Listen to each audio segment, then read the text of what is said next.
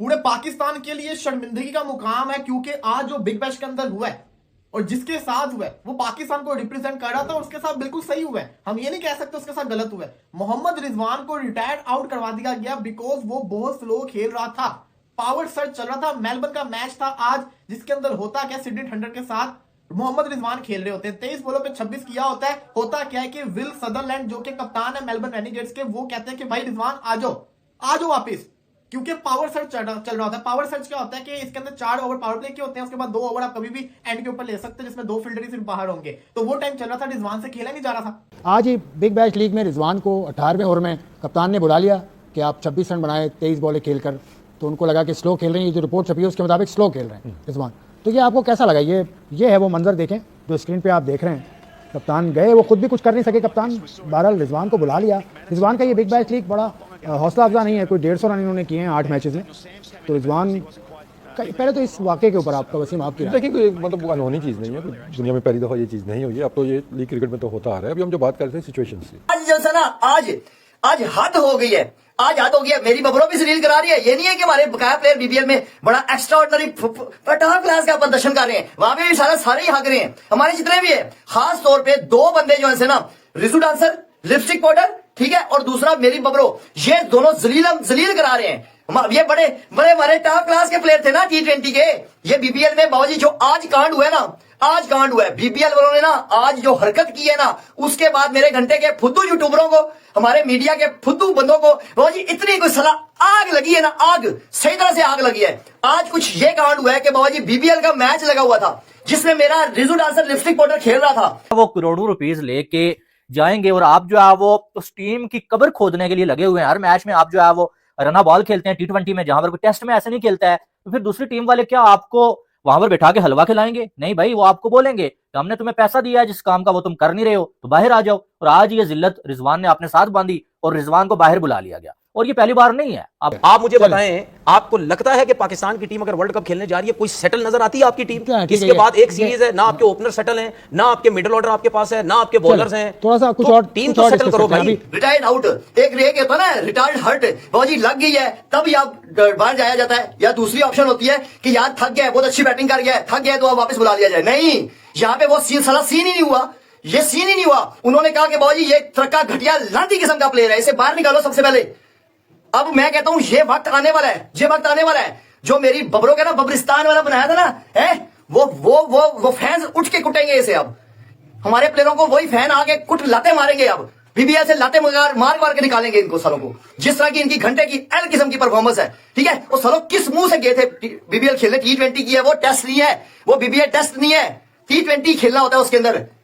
Overall अगर बात करें पाकिस्तान के जितने खिलाड़ी गए हुए हैं ना, सबसे ज्यादा पाकिस्तान में हाइप इन्हीं 3 खिलाड़ियों की होती है, बाबर, शाहीन और रिजवान। और यही 3 जो पाकिस्तान की बदनामी का सबब बन रहे हैं पाकिस्तान। और सबसे ज्यादा बदनामी इसलिए हो रही है कि बिग बैश लीग वालों ने अपनी व्यूवरशिप के लिए इनको बड़ा हवा में उठा दिया कि बाबर आ रहा है जी, रिजवान आ रहा है, शाहीन आ रहा है, और उसके बाद इन्होंने परफॉर्म ही नहीं किया। और आप उन दिनों में बैठे हुए हैं जब आप सोचते हैं कि T20 cricket is all about attacking cricket. लेकिन थोड़े स्टैट्स बताऊंगा बाबर आजम के और रिजवान के आपको बिग बैश लीग में, और एक्चुअल में बात करेंगे कि ये पाकिस्तान क्रिकेट के लिए कितनी जो है वो एक एम्बैरेसिंग, एक शर्मनाक और एक लो मोमेंट है। क्योंकि बहुत हाइप, बहुत डंके बजे थे बाबर आजम और मोहम्मद रिजवान और शाहीन शाह अफरीदी के बिग बैश लीग में जाने पर ऊंची दुकान फीका पकवान, वो उसका काठी के मुताबिक परफॉर्म नहीं कर पाए। ओपनर एक ऐसी T20 में ओपनर तो आपके ऐसे एक नंबर हैं 2, 1 और 2 वाले कि जो आपको पता होता है कि इन्होंने ओपन करनी है आपने, वो आप चेंज नहीं करते हैं। नंबर 3 भी चेंज हो सकता है, 4 भी हो सकता है, 5, वो आप सिचुएशनली कर सकते हैं, वो मैं एग्री करता हूँ उस चीज़ से। लेकिन ओपनर्स आपको पता होने चाहिए कि आपके बेस्ट ओपनर्स, उनकी फॉर्म कैसी चल रही है, जो कंडीशंस हैं वहाँ के लिहाज से हमारा बेस्ट कॉम्बिनेशन क्या है। तो इस चीज़ पे तो मैं एग्री हूँ कि जी टीम के अंदर अनसर्टिनिटीज़ बहुत है। इसी तरह डेथ बॉलिंग की भी बात कि कभी हम क्यों डिस्कस कर रहे थे जी, कल वसीम को बॉलिंग करवा दी, वहाँ पे उसको फ़हीम को नहीं करवाई है। दैट मीन्स कि हमें इश्यूज़ हैं और आगे चल के इशूज़ मजीद आ सकते हैं। लेकिन हारिस के और उसके आने से उम्मीद है कि वो चीज़ें कवर हो जाएंगी। तनवीर, आप सोशल मीडिया की बड़ी बात भी करते हैं, सोशल मीडिया पे आप एक्टिव भी बहुत हैं। सोशल मीडिया पे किंग ये तंज मारा उन्होंने। नहीं तंज नहीं, मैं पहले खुद नहीं मानते हैं ना, खुद भी है बोल तंज मार देते हैं। तनवीर आपके लफ्ज हैं, आपने खुद बोला है ना, आप किंग हैं सोशल तो हम मानते हैं। तो सोशल मीडिया की बड़ी तादाद ये कह रही है कि रिजवान को अब समझ जाना चाहिए कि T20 उसका गेम नहीं है। ये जो आज कप्तान ने उसके साथ किया, सिडनी का ग्राउंड था शायद, वहाँ ये मुकाबला हो रहा था, आपकी राय? 23 बॉलों में 26 रन। मोहम्मद रिजवान चौथे नंबर पे बैटिंग कर रहे होते हैं और एकदम से एक बैटर बाउंड्री लाइन के ऊपर आता है और उनको इशारा करता है कि आप फील्ड से बाहर आ जाइए। मोहम्मद रिजवान फील्ड से बाहर जाते हैं और अगला बैटर आके बैटिंग करना शुरू कर देता है। मोहम्मद रिजवान को रिटाइट आउट कर दिया जाता है। ये कोई हैरानी की बात नहीं है, लेकिन मोहम्मद रिजवान आज पाकिस्तान की हिस्ट्री के पहले ऐसे T20 के बैटर बन चुके हैं, T20 इंटरनेशनल की बात कर लें या लीग बेसिस की बात कर लें, जिनको रिटायर्ड आउट होने का मौका मिला है। आज ये एक चीज उस सोच को, उस नैरेटिव को, उस बात को आपको ट्रिगर करने पे मजबूर करती है जो पाकिस्तान क्रिकेट में पिछले 2-3 सालों से हुआ।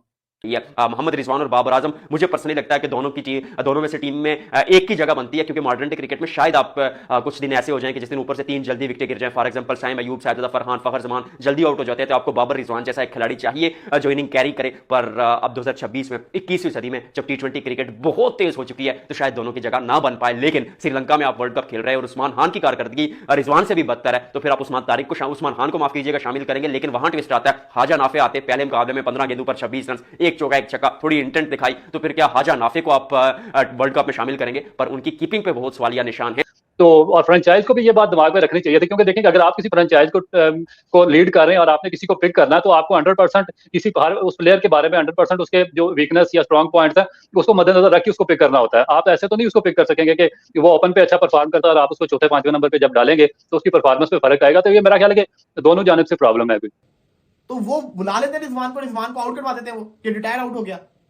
ये कितनी बड़ी एम्बैरेसमेंट है। अब ये सही क्यों है मैं आपको बताता हूं। हालांकि टिम साइफर्ट भी स्लो खेल रहा था, लेकिन टिम साइफर्ट को क्यों नहीं उन्होंने बोलते कुछ, क्यों? क्योंकि टिम साइफर्ट ने बिग बैश के पहले मैच के अंदर शानदार सेंचुरी मारी थी।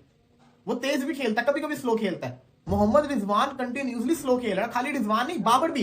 वो दिन दूर नहीं है कि बाबर आजम को भी वो रिटायर आउट करवा देंगे। आपको मैं एक प्रूफ देता हूं, अभी चले जरा आपके साथ लाइव वीडियो शेयर करता हूं। गूगल के ऊपर जेमिनी खोले, जेमिनी पे सर्च करें बिग बैश का सबसे स्लो स्ट्राइक रेट किसका चल रहा है। नंबर 1 के ऊपर आएगा मोहम्मद रिजवान, साथ एक चीज भी लिखी हुई आएगी कि रिटायर आउट करवा दिया गया बिकॉज ये स्लो खेल रहा था। इसके बाद दूसरे नंबर पे मोजेस हेनरी, सिडनी सिक्सर का कप्तान, उसका नाम। और तीसरे नंबर के ऊपर कौन है? तीसरे नंबर के ऊपर है बाबर आजम, जिसके साथ उन्होंने ये मेंशन किया हुआ है कि बाबर आजम स्लोएस्ट 2025 की जो बिग बैश है 26-25 की, इसके अंदर स्लोएस्ट 50 करने का भी रिकॉर्ड अपने पास रखे बैठे हुए हैं। और थोड़ी सी चेंज लाए हैं, तो इन्होंने थोड़ा सा अपने आप को ओपनिंग जो पोजीशन स्लॉट थी उसके लिए इन्होंने अपने आप को मॉडिफाई किया, उसके लिए तैयार किया। और फिर पाकिस्तान के लिए जो इनका सक्सेस रेट 100% रहा वो ओपनिंग पोजीशन पे रहा। वहां पे इन्होंने काफी ज्यादा ऐसी इनोवेट किया शॉट्स वगैरह जो कि ओपनिंग स्लॉट में नए बॉल के साथ बाकी दुनिया के प्लेयर्स नहीं खेलते थे, जो रिजवान खेल सकता था। तो उसके बाद फिर जब इनको नीचे नंबर पे शफल किया गया तो इनकी परफॉर्मेंस में डाउनफॉल आना शुरू हुआ। तो जब आपने साइन किया था, मेरा ख्याल है कि ये भी प्लेयर का भी इसमें थोड़ा सा फॉल्ट है कि जब आपने फ्रेंचाइज को साइन किया है किसी को तो आपको उनके साथ बात करनी चाहिए थी कि मैं इस नंबर पे सूटेबल हूं तो मैं इस नंबर पे ही बैटिंग करूंगा। आपको मालूम है शाहीन अफरीदी पाकिस्तान में बड़ा नाम है, लेकिन BBL में आपने पहले ही मैच में जनाब ने जो वो इतनी कुटाई खाई कि उनके हाथ से बॉल ही ले ली गई। फुल टॉस बॉलें फेंक रहे थे जनाब, शॉर्ट बॉलें भी, और उनके हाथ से बॉल ले ली गई कि भाई बस तुम्हें और बॉलिंग नहीं करवाने देंगे। वो बेइज्जती कम थी। और अब जो रिजवान साहब भी कर लिए हैं। बिग बैश लीग में इस बार 2 खिलाड़ियों के साथ ऐसा हुआ है, और इसमें एक शाहीन अफरीदी बॉलिंग करते हुए बॉल ले ली गई और रिजवान बैटिंग करते हुए बाहर बुला लिया गया कि भाई तुम बहुत स्लो खेलते हो, तुम्हारी बैटिंग हमारे काम की नहीं है।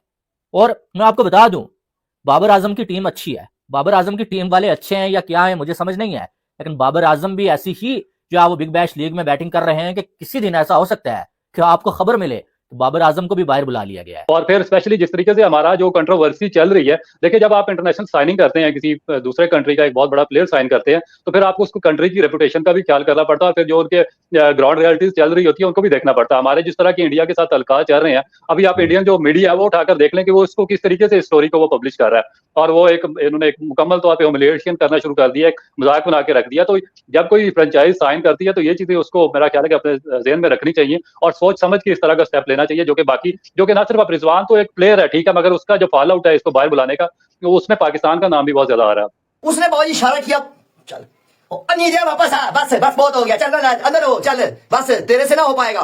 खुदा की कसम जलील हो गया, मुंह देखने वाला था, बीजों के पिछवाड़े की तरह मुंह बनाया हुआ था इसने, रोने पे आया हुआ था। वो साले खेल लेता ना तू 23 बालों पे, कोई बताता 30-35 बना लेता, तेरी वैसे इतनी भी क्षमता नहीं है इन घंटों की ना, 30-35 ही बना लेता तू, रन बाल ही बना लेता। 23 रन बनाए 26 बालों पे, तो बाबूजी उसने तो यही कहना था ना कप्तान ने, निकलो वापस, चलो शाबा, तू मेरे एल का प्लेयर है, निकल।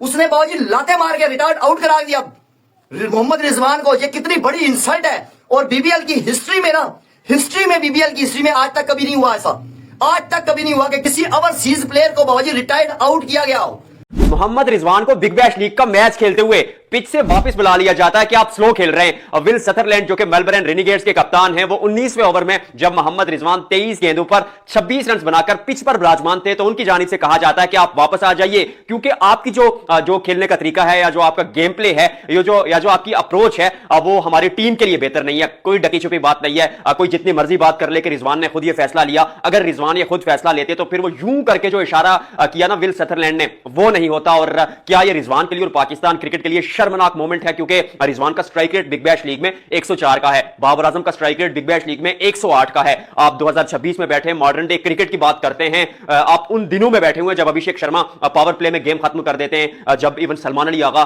जो है वो फास्टेस्ट 45 रन बना देते हैं पाकिस्तान के लिए। और एक चीज और, ये जब साइनिंग या पाकिस्तान से जब खेलते थे मोस्टली इन्होंने ओपन बैटिंग की है, शुरू में ओपनिंग की, उन्होंने रन नहीं हुए, उसके बाद नंबर नीचे होता चला गया। मुझे तो इतना इल्म है, आपको भी है, कि नीचे इनसे बैटिंग इतनी अच्छी नहीं होगी, ये थोड़ा टाइम जरूर लेते हैं। और उसके बाद ये दोनों, बाबर और ये दोनों एक ही तरह से प्लेयर खेलते हैं, एक ही तरह की बैटिंग करते हैं, तो उस नंबर को छोड़ना और उसके बाद ये इंसिडेंट हो जाना, ये भी मेरे ख्याल से प्लेयर को खुद नहीं सोचना चाहिए कि यार उसकी रेपुटेशन कैसी है, उसको किस तरह से एक्ट करना है, किस तरह से खेलना है, क्योंकि बहुत ज्यादा डॉट बॉल भी प्लेयर्स को तो खुद समझ में आ जाना चाहिए कि मुझे तेज खेलना है, तो प्लेयर की जिम्मेदारी भी तो है इसमें।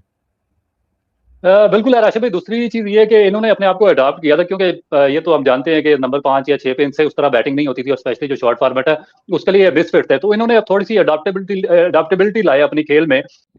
दोस्तों, आपने वीडियो को पूरा देखा, कैसे पाकिस्तान मीडिया का रोना धोना शुरू हो गया है, क्योंकि दोस्तों मोहम्मद रिजवान जो कि BBL खेल रहे हैं, ऑस्ट्रेलिया में चल रहे हैं, तो आज जब वो बैटिंग कर रहे थे तब उनके कप्तान ने उन्हें वापस बुलाया, क्योंकि जो वो स्लो खेल रहे थे उसके कारण उनके कप्तान ने उन्हें वापस बुलाया। जब वो वापस आए तो उनका चेहरा लटका हुआ था।